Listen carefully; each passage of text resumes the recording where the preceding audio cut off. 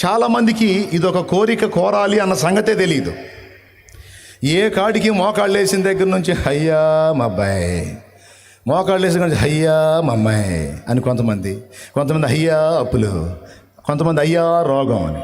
అప్పులు, రోగం, అబ్బాయి, అమ్మాయి అన్నీ తెలుసు. నువ్వు దేవుని ముందు మోకాళ్ళు వేసినప్పుడు ముందు అడగాల్సినది ఏంటంటే, నీ వలే నన్ను చెయ్యి,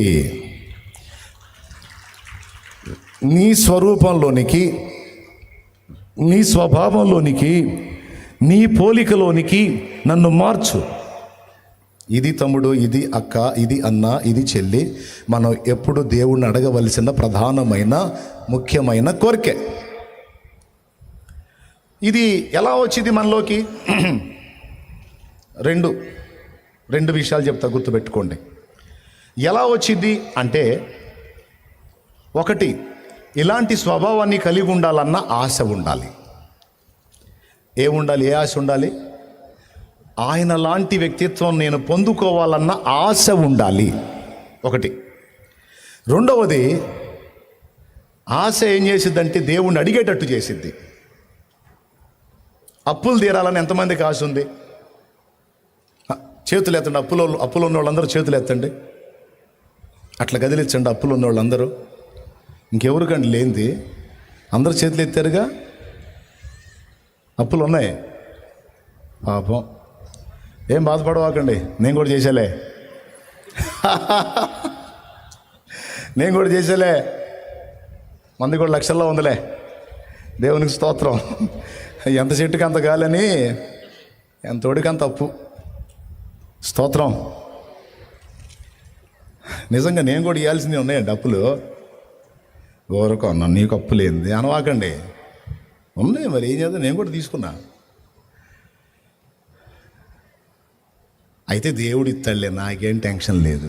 నేనేం జుట్టు బిక్కోను, గందరగోళంగాను, నేను కూడు మానుకొని దిగులు వేసుకొని పోను. పిలిచినవాడు నమ్మదగిన దేవుడు, నా కోసం ఏ అద్భుతమైనా చేస్తాడు. ఆయన తలుచుకుంటే ఎంతసేపు అట్లంటే అయిపోయి దేవుంది అవన్నీ తీసేస్తాడు. కానీ దేవుని ముందు మోకాళ్ళు ఉన్నప్పుడు మనం కోరవలసినటువంటి ముఖ్యమైన కోరికే జీవితాంతం మర్చిపోవద్దు. ఎప్పుడు మోకాళ్ళు వేసినా, నా తండ్రి నన్ను నీ వలె మార్చు, నాకు ఆశగా ఉంది, నన్ను నీ వలె మార్చు, నీ స్వరూపం, నీ పోలిక నాకు ఇచ్చావు, నీ స్వభావాన్ని కూడా నాకు ఇవ్వు, నీ బుద్ధి నాకు రావాలయ్యా. ఈ స్వభావం అంటూ నీకు చేత కాకపోతే, కొంతమందికి పాపం చదువు లేని వాళ్ళకి అన్నీ ఏదో అడగమని చెప్పాడు అబ్బాయి, అదేంది ఎందుకు చెప్పాడు అబ్బాయి ఏదో అంటుంటారు. అందుకని నీకు అర్థమయ్యేటట్టు చెబుతా. స్వరూపాలు ఇవన్నీ నీకు అర్థం కావు, స్వభావాలు నీకు అర్థం కావు. కాబట్టి అయ్యా నీ బుద్ధి నాకు వచ్చేటట్టు చెయ్యి. ఈ మొక్క అయితే అనగలవు, ఈ మాట అయితే అనగలవు. అయ్యో ఎప్పుడన్నా మోకాళ్ళే, అమ్మా అయ్యో నీ బుద్ధి నాకు ఇవ్వవా, నీ బుద్ధి నాకు వచ్చేటట్టు చేయవా. నేను కూడా చేస్తా ఈ ప్రార్థన, మీరు కూడా చేయండి. ఒకటి, ఆశ ఉండాలి. రెండు, ఆయన అడగాలి, నీలాగా నన్ను మార్చు, నీ వ్యక్తిత్వం నాకు కావాలి, ఎందుకంటే అది నాకెంతో ఇష్టమైన మనసు. నీ వ్యక్తిత్వ సౌందర్యం కావాలి, నీ బుద్ధి నాకు కావాలి, నీ వలె ఉండాలి, నీలాగా బతకాలి. ఆశ ఉంది కానీ అష్టవంకరలో బతకలేకపోతున్నా. నాకు ఆ శక్తిని ఇవ్వవా, నీ వలె నన్ను మార్చవా, నీ బుద్ధి నాకు ఇవ్వవా అని అడుగుతా ఉండు. రోజు అడుగు. నా తండ్రి నీకు ఇవ్వకపోతే అప్పుడు అడుగు. సమస్యలకు పరిష్కారం అడుగుతావు, పరిశుద్ధాత్మ అభిషేకం అడుగుతావు, ప్రార్థనలో ఎన్నో విషయాల్లో జయం అడుగుతావు. మంచిదే, అడుగు. వాటన్నిటితో పాటు, అన్నిటికంటే ముందు, దేవా నీ బుద్ధిని నాకు ప్రసాదించు, నీ బుద్ధిని నాకు దయచేయి, నీ స్వభావాన్ని నాకు దయచేయమని నువ్వు అడుగు. మనం ఏదైనా సరే దేవునిని ఆశించి అడగకపోతే దేవుడు స్పందించడండి. ఆశ ఉండాలి, అడగాలి. ఏదైనా సరే అలా దేవుణ్ణి అడుగుటయే ప్రార్థన అంటే. వెళ్ళి ఆయన దగ్గర కూర్చొని ప్రతిరోజు కొంత సమయం నీ సమస్యలు ఎన్నో చెప్పుకోవాలని ఉంటుంది దేవునికి చెప్పుకో. కానీ వాటన్నిటికంటే ముందు దేవా నీ బుద్ధిని నాకు ప్రసాదించు అని అడుగు. ఈ రోజు నుంచి నువ్వు అడుగు. ఇది ఒక బలమైన మాట అండి. ఈ ఒక్క మాటతో ఇంటికి పోవచ్చు నువ్వు. ఇక అయినా ఒక మాట చెప్తా. ఆ బుద్ధిని మన లోపలికి ప్రవేశపెట్టడానికి దేవుడు ఆశ కలిగి ఉన్నాడు. ఆ ఆశ ఎరిగిన నువ్వు అదే ఆశను ఆయన ముందు వ్యక్తం చేస్తే ఆమేన్ అంటాడు. అప్పుడు నీలో ఉన్నటువంటి ఆ దుష్ట స్వభావం, ఆ పాత ప్రాచీన స్వభావాన్ని దుళ్ళగొట్టి వెళ్ళగొట్టి తన దైవ స్వభావంతో నిన్ను నింపుతాడు. స్టార్టింగ్లో మనం ఎవరిని? మానవులమై. తర్వాత దుష్టుడి చేత శోధింపబడి ఏమయ్యాము? దుష్టులమయ్యాము. దుష్ట స్వభావాన్ని పొంది దుష్టులమయ్యాము. అలాంటి మనల్ని ఇప్పుడు చేతుల్లోకి తీసుకొని ఆయన రక్తంతో కడిగి పరిశుద్ధపరిచి ఈ దుష్టులైనటువంటి పిల్లలలో ఉన్నటువంటి ఈ అవిధేయత, పిల్లలలో ఉన్నటువంటి ఈ ఉగ్రత పాత్రమైనటువంటి ఘటముల్లో ఉన్నటువంటి ఆ దుష్టత్వం, అవిధేయత, ఉగ్రత పాత్రమైన నేరములన్నీ తొలగించి దేవుడు తన స్వభావాన్ని మనలో నింపటానికి పని చేస్తున్నాడు. ఇప్పుడు చెప్పండి, ఒకవేళ నిజంగా మనం పూర్తిగా దైవ స్వభావంతో నింపబడ్డామనుకో, ఆ తర్వాత మన కేడర్ ఏంటో తెలుసా? దైవములు. అసలు మనల్ని ఏం చేయాలని చేతపట్టుకుంటున్నాడో తెలుసా? దైవాలను చేయాలని కోరిక, ఆయన కోరిక. అది మన మీద ప్రణాళిక. మనమేంది? మనం దైవం ఏంటి? దైవాన్ని మనం ఆరాధిస్తాం, మనం మొక్కుతాం, ప్రార్థిస్తాం, కానీ మనం దైవం అవటం ఏంటి?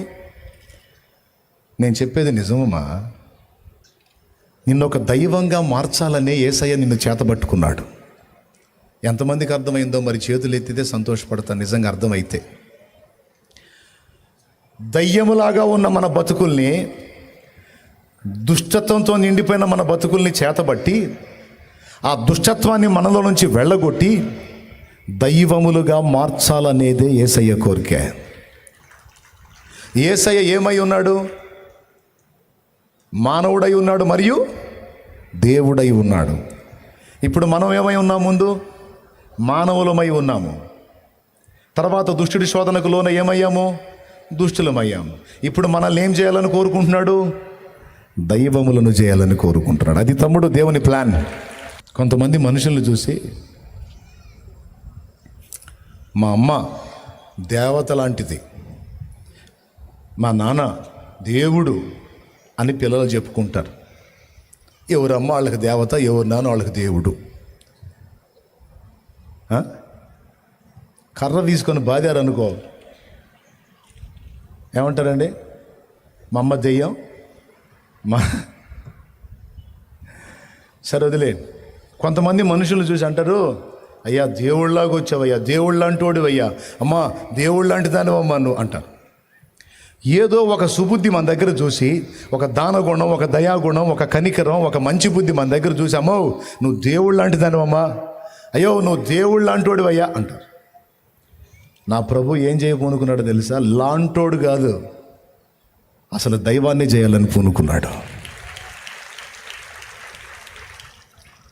ఆయన మానవుడు మరియు దేవుడై ఉన్నట్టు మానవులమైన మనల్ని దేవుడుగా, దైవములుగా చేయాలనేది ఆయన అనాది సంకల్పం. 82వ కీర్తన 6వ వచనం, తొందరగా చూడు. మీరు దైవములనియు మీరందరూ సర్వోన్నతుని కుమారులనియు నేనే సెలవిచ్చి ఉన్నాను. చాలు. ఆ మాట ఎప్పుడన్నా ఆలోచించారా? చదువు, మళ్ళీ చదువు అదే మాట. మీరు దైవములనియు, 82వ కీర్తన 6వ వచనం చదువుతున్నాడు. మీరు దైవములనియు మీరందరూ మనం దైవాలం ఏందండి? మీరందరూ సర్వోన్నతుని కుమారులు కుమార్తెలట. సర్వోన్నతుడెవరు? పరలోక తండ్రి. ఆయనకి కొడుకులం కూతుళ్ళమట. ఎప్పుడయ్యామో? ఎప్పుడైతే మారు మనసు పొంది బాప్తిస్మం పొంది విశ్వాసం వ్యక్తపరిచామో అప్పుడే మన లిస్టులో రాశాడో తెలుసా? ఇదిగో ఫలానా మరియమ్మ, ఫలానా పేరు కలిగిన తల్లి, ఫలానా ఆమె నా కూతురు. ఫలానా అబ్బాయి నా కొడుకు అని ఏనాడైతే మారు మనసు పొంది బాప్తిస్మం పొంది జీవగ్రంథంలో పేరు సంపాదించుకున్నామో ఆ రోజే మన పేరు దేవుని కొడుకు, దేవుని కూతురు అని రాశాడు. ఏనాడైతే విశ్వాసాన్ని ప్రచురపరిచి రక్షణ పొందామో ఆనాడే మనల్ని దేవుని కుమారులుగా, కుమార్తెలుగా రాశాడు కదా. పేరులు రాయంగానే సరే, ఆయనకు పుట్టంగానే సరే ఏం రావద్దు? బుద్ధి. ఆ బుద్ధిని మనల్ని రూపుదిద్ది ఆయన బుద్ధి మనకు ప్రసాదించి ఆ వ్యక్తిత్వము, ఆ స్వభావం మనకు వచ్చేటట్టు చేసి మనల్ని కూడా దేవుడు తన పక్కన కూర్చోబెట్టుకోవాలని ఆశపడుతున్నాడండి. నమ్ముతారా? మిమ్మల్ని అందరినీ సేవకుల్ని చేసి నా పక్కన కూర్చోబెట్టుకోవాలని నా ఆశ ఉందండి. వీళ్ళలాగే మిమ్మల్ని అందరినీ సేవకుల్ని చేసి, సేవకురాళ్ళని చేసి నా పక్కన కూర్చోబెట్టుకోవాలని నాకు ఆశ ఉంది. తప్ప? న్యాయమేనా? అవుతారా? దేవుడి చిత్తం అయితే అవుతాంలే అన్నా అని చెప్పండి. నేను ఎలాగైతే ఆశపడుతున్నానో నేను కూర్చున్న దాని ప్రక్కన మీరు కూడా కూర్చోవాలని నా ప్రభు, నా యేసయ్య మనల్ని అక్కడ కూర్చోబెట్టాలని అంత బాధపడ్డాడండి. మనల్ని ఆయన దగ్గర కూర్చోబెట్టాలని అదిగో ఆ సిలువను మోసాడండి, అదిగో ఆ శ్రమను అనుభవించాడండి. అదండి అసలు ఆయన ప్లాన్. సిలువను మోసాడు, బాగానే ఉంది. కొడుకు కూతురు అని పేరు రాశాడు, బాగానే ఉంది. ఆ స్వభావం ఏమో, మన బుద్ధి ఏమో అన్ని వంకర బుద్ధి, మనదేమో వంకర రాక టింకర బుద్ధులు, మన బుద్ధులని పనికిమాల బుద్ధులు. అసలు ఈ బుద్ధులు ఎప్పుడు మారాలి? ఆయనలాగా ఎప్పుడు అవ్వాలి? ఈ జన్మకైద్దంటావా అనే డౌట్ రాలా నీకు? ఇదిగో నిజం చెప్పు, ఈ అష్టవంకరలో ఉన్న బుద్ధి మనది. అసలు ఈ బుద్ధి ఎప్పుడు మారాలి? ఆయనంత పరిపూర్ణత ఎప్పుడు రావాలి? అసలు సాధ్యమేనంటావా? అరే, బుడ్డ పిల్లోడు ఎవరైనా ఉన్నారా? ఈ మధ్యలో లేరు ఎవరు? చిన్న పిల్లోడు ఎవరైనా ఉన్నారా? రా. ఇప్పుడు ఈ నా పక్కన నిలబడి అనుకుంటాడు,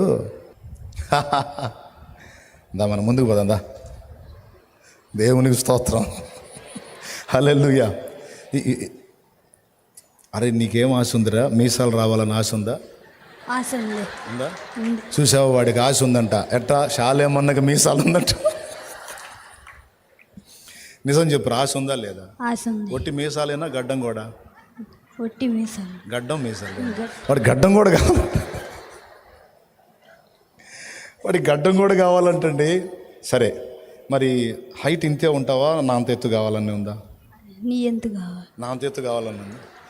చూడండి, వాడికి గడ్డం కావాలి, మీసాలు, నా అంత ఎత్తు కూడా కావాలి, అంతేనా? నా అంత లావు కావాలని ఉందా? ఇట్నే సన్నంగా ఉండాలని ఉందా? నీ అంత లావు. నా అంత లావు. రైట్. ఏది మా ఇద్దరిని చూపించిన ఆయన కెమెరా.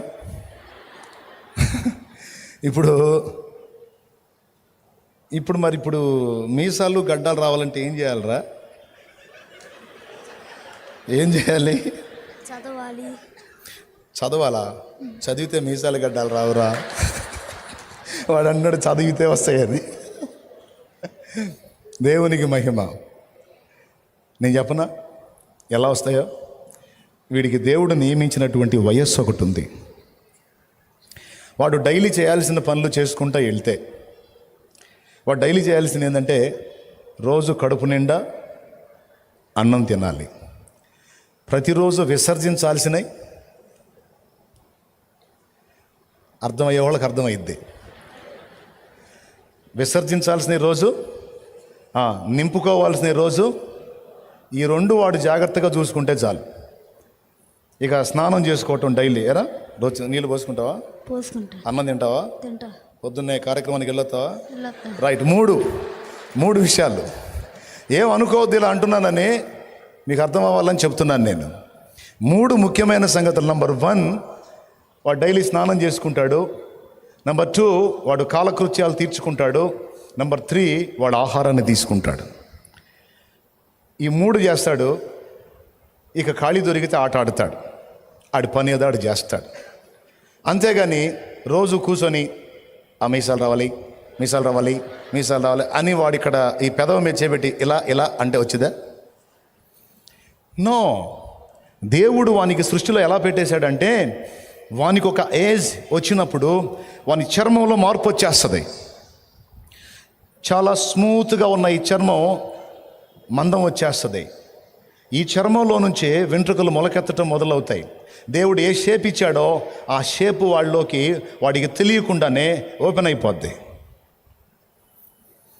ఏ హైట్ వాడిని డిజైన్ చేశాడో ఆ హైట్ వాడికి తెలియకుండానే, వాడికి అర్థం కాకుండానే వాడు పెరిగిపోతా ఉంటాడు. అంతేనా? లేకపోతే వాళ్ళ అమ్మ చేత, అమ్మో కాళ్ళకి తాడు కట్టి లాగవే, నేను పొడుగవుతాను, శాలేమన్నంత పొడుగవుతానని ఏమన్నా లాగిస్తాడా? రోజు వాళ్ళ అమ్మని పడేసి కాళ్ళు ఎప్పుడన్నా లాగిందా? లాగింది. ఎప్పుడు కాళ్ళు నెప్పుట్టినప్పుడు లాగి ఉంటుంది. పొడుగు పెరగాలని లాగలేదుగా. పొడుగు పెరగాలని లాగలేదని కాళ్ళు నెప్పుట్టినప్పుడు లాగిందంట. దేవునికి స్తోత్రం కలుగును గాక. అంటే గమనించాలి, ఒక ఏజ్ వచ్చినప్పుడు, బాగా వినండి, ఒక ఏజ్ వచ్చినప్పుడు, దేవుడు నియమించినటువంటి టైం వచ్చినప్పుడు వాడు ఆటోమేటిక్గా వాడికి తెలియకుండానే వాడి బాడీలో మార్పులు వచ్చేస్తాయి. వాడి శరీరం వెడల్పు అవుతుంది, ఎత్తు అవుతుంది, వాని ముఖంలో మార్పు వస్తుంది, వానికి మీసాల గడ్డలు వచ్చేసి వాడి ఆకృతి పరిపూర్ణతలోకి వస్తుంది. ఇది వాడికి తెలిసి వస్తుందా? తెలియకుండానే వచ్చేస్తుందా? అర్థం అయ్యి కాకుండానే జరిగిపోయిద్ది. That's all. అష్టవంకర్లో ఉన్న నా బుద్ధి దేవుని బుద్ధిలాగా ఎప్పుడు మారిద్దన్నా అన్న డౌట్ నీకు అక్కరలా. నువ్వు ఆశ కలిగి ఉంటే, ఈ చిన్నోడు శాలేమన్న నీలాగా నేను కావాలని ఆశ కలిగినట్టు నువ్వు దేవునిలాగా అవ్వాలన్న ఆశ నువ్వు కలిగి ఉంటే చాలు. అది దేవుని నువ్వు అడుగుతూ ఉంటే చాలు. ఆయన చెప్పిన 3 సంగతులు నువ్వు ఫాలో అయితే చాలు. ప్రతిరోజు దేవుని వాక్యాన్ని నువ్వు తినాలి. ప్రతిరోజు దేవుడు చేయొద్దన్న పనులని విసర్జించటాన్ని మొదలు పెట్టాలి. ఈ పని దేవుడికి నచ్చదు కదా, నేను ఈ చండాల మాటలు మాట్లాడితే నా తండ్రికి నచ్చదు కదా, మానేసేయాలి నేను అని చిన్న చిన్నగా కంట్రోల్ చేసుకోవటం మొదలు పెడతా ఉంటే దేవుడు నీకు తన శక్తిని జోడించి నీకు తెలియకుండానే ఆటోమేటిక్గా నీలో పెను మార్పులు వచ్చేటట్టు ఆయన చేస్తాడు. పెను మార్పులు వచ్చేటట్టు చేస్తాడు. మీలో అక్కడ కూర్చున్న వాళ్ళు చెప్పండి, మారు మనసు పొందకముందు, రక్షణ పొందకముందు నువ్వు ఎలా ఉన్నావు, ఇప్పుడు కూడా అలానే ఉన్నావా? కొన్ని మార్పులు వచ్చినాయా? కొన్ని మార్పులు వచ్చినాయి అన్నోళ్ళు చేతులు ఎత్తండి. అలా కదిలించండి, చేతులు గట్టిగా కదిలించండి. అబ్బా ఎంత బాగుందండి మీరు అట్లా చేతులు కదిలిస్తుంటే. దేవునికి మహిమ. ఆ మార్పులు ఎలా వచ్చినాయి? ఆటోమేటిక్గా చేంజ్ వచ్చేసింది. ఎవరు మార్చారు? నీకు తెలియకుండానే నీలో పనులు చేసేస్తున్నాడు ఆయన. నీకు తెలియకుండానే ఒక పసివాణ్ణి 6 అడుగుల దేహం వచ్చేటట్టు చేస్తున్న దేవుడే నీకు అర్థం కాకుండానే నీ బుద్ధిని మార్చేస్తాడు తమ్ముడా. నీకు అర్థం కాకుండానే నీ మనసు మారిపోయిద్ది. నీకెందుకు ఆ పని ఆయన చేస్తాడుగా. ఆ పని చేసే ప్రక్రియలో, థ్యాంక్ యూ నాన్న, గుడ్ రా, వెరీ గుడ్ బాయ్, వెల్. ఆ పని చేసే ప్రక్రియలోనే దేవుడు నీ పరిస్థితులన్నిటినీ వాడుకుంటాడు. నిన్ను అలా తీర్చిదిద్ది నీలో దుష్టత్వాన్ని వెళ్ళగొట్టి దైవ స్వభావాన్ని నీలో నింపటానికి దేవుడు పూనుకున్నాడు గనక కొన్ని రకాల పరిస్థితుల్ని, కొన్ని మేలుకరమైనవి ఉంటాయి, కొన్ని కీడుకరమైనవి కూడా అనిపిస్తాయి. కానీ గుర్తుపెట్టుకో, దేవుని కుమారుడివి, కుమార్తెవైన నీకు కీడు అసలు లేనే లేదు. కీడు అన్నది లేదు. కీడులాగా కనపడే కొన్ని నీకు తెలియకుండా నీ మేలు కోసమే వచ్చినాయి. ఇది వాస్తవం. కీడులాగా కనపడే కొన్ని నీకు తెలియకుండా నీకు మేలుకే మారతాయి. తర్వాత నీకు అర్థమైంది, ఆ రోజు నాకు ఆ పరిస్థితి రాకపోతే వామ్మో నేను ఇలా ఉండేవాడిని కాదు అని నీకే అర్థమైద్ది. దేవునికి మహిమ కలుగును గాక. కొన్ని రకాల పరిస్థితులను దేవుడు నీ జీవితంలోనికి అనుమతించి, అవి కొన్ని ఇబ్బందికరమైనవి, కొన్ని ఆనందకరమైనవి, రెండిటిని రప్పించి నిన్ను ఆయన స్వభావంలోనికి రూపాంతరపరుచుకుంటున్నాడు నా యేసయ్యా. ఒకప్పుడున్న పెడద్రం ఇప్పుడు లేదు నీ దగ్గర. ఒకప్పుడున్న నడమంత్రం లేదు ఇప్పుడు నీ దగ్గర. ఒకప్పుడున్న మిడిమేళం లేదు ఇప్పుడు నీ దగ్గర. చాలా విరిగిపోయావు. ఒకప్పుడు పెళపెళలాడే మనిషివి, ఇప్పుడు దేవునికే స్తోత్రం అనే డైలాగులు వచ్చినాయి నీకు. నీకే తెలుసా సంగతి ఎలాగ మారావో. దేవునికి స్తోత్రం. ఎటుపోయిందా నడమంత్రం, ఎటుపోయిందా మిడిమేళం, ఎటుపోయిందా పెడద్రం, విరిగిపోయింది. ఎవరు ఎరగొట్టారు? ఎప్పుడు మొదలుపెట్టాడు పని? దేవుడే. ఈ ఒక్క మాట కూడానండి, అష్టవంకర్లు ఉన్నాయిగా మన దగ్గర. మన బతుకంతా వంకర టింకర బతుకుగా దేవదూతలకి మనల్ని చూపించి, అది వాళ్ళని చూడండి, వాళ్ళు నా పక్కన కూర్చుంటారు. అయ్యా నువ్వు దేవుడివయ్యా, వాళ్ళని నేను ఎలా చెక్కుతానో, వాళ్ళని నేను ఎలా తీర్చిదిద్దుతానో మీరు చూడండి. కానీ ఈ మాట చెప్పినోడు ఎవరు? సైన్యములకు అధిపతియగు యెహోవా, యూదా గోత్రపు సింహం. పనికి పూనుకుంది ఎవరు? ఆయన. మరి ఆయన పనికి పూనుకుంటే పని ఒక దారి అయ్యిద్దా, మధ్యలో ఆగిద్దా? ఆ దారి అయ్యిద్ది అన్నోళ్ళు ఎంతమంది ఒప్పుకుంటారో చేతులు ఎత్తండి. అందుకన్నాడు యాకోబుతో, ఆ మాట నీతో కూడా అంటున్నాడు, నేను నీతో చెప్పినది నెరవేర్చు వరకు నీ చెయ్యిని విడవను. నేను నీతో చెప్పినది నెరవేర్చు వరకు నిన్ను విడవను, నిన్ను ఎడబాయను. ఏది అనుకున్నానో అది నీలో జరిగిస్తాను. రేపటి రోజున మనం ఆయన చేత రూపుదిద్దపడి రేపు ఆయన దగ్గరికి వెళ్ళి ఆయనతో కలిసి మనం తిరుగుతుంటే దేవదూతలు బిత్తరపై చూస్తారు. దేవదూతలండి బిత్తరపై చూస్తారు. నిజంగా నువ్వు సామాన్యుడివి కాదయ్యా, అమ్మో నువ్వు మామూలుడివి కాదు. ఈ పిచ్చోళ్ళని, ఈ వంకర టింకరోళ్ళని ఎంత బాగా మార్చి నీ స్వభావాన్ని ఆళ్ళలో నింపేసి నీ పక్కన తిప్పుకుంటున్నావుగా, నీ పక్కన నిలబెట్టుకున్నావుగా.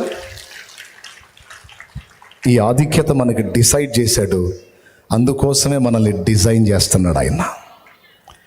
ఈ ఆధిక్యత మనకి డిసైడ్ చేశాడు, అందుకోసమే మనల్ని డిజైన్ చేస్తున్నాడు ఆయన.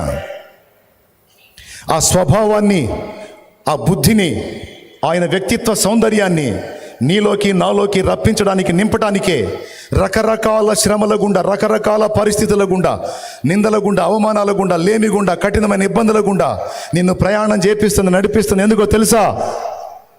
నిన్ను అలా ఆయన వలె మార్చడానికి. ఇప్పుడు చెప్పండి, దేవుడి చిత్తం వచ్చినట్టు నన్ను చేసుకోవచ్చు అంటావా? లేకపోతే కాదు నా ఇష్టం వచ్చినట్టు దేవుడు చేయాలంటావా?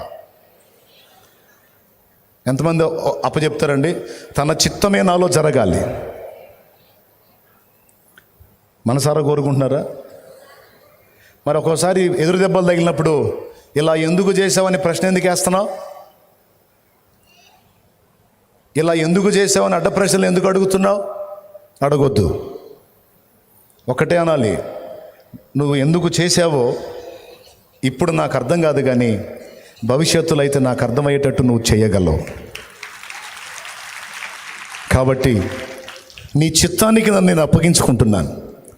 నీ ఆలోచన చొప్పున నన్ను నిర్మించి, నీవు అనుకున్న విధంగా నన్ను సిద్ధపరిచి, నీ పోలికలోనికి, స్వరూపంలోనికి, స్వభావంలోనికి నన్ను మార్చి నీ రాజ్యంలో నిలుపు. నాకంతే చాలు ప్రభువా. నీ బుద్ధి నాకు కావాలి, నీ పోలిక, స్వరూపం నీలాగా నేను ఉండాలి, నీతో ఉండాలి.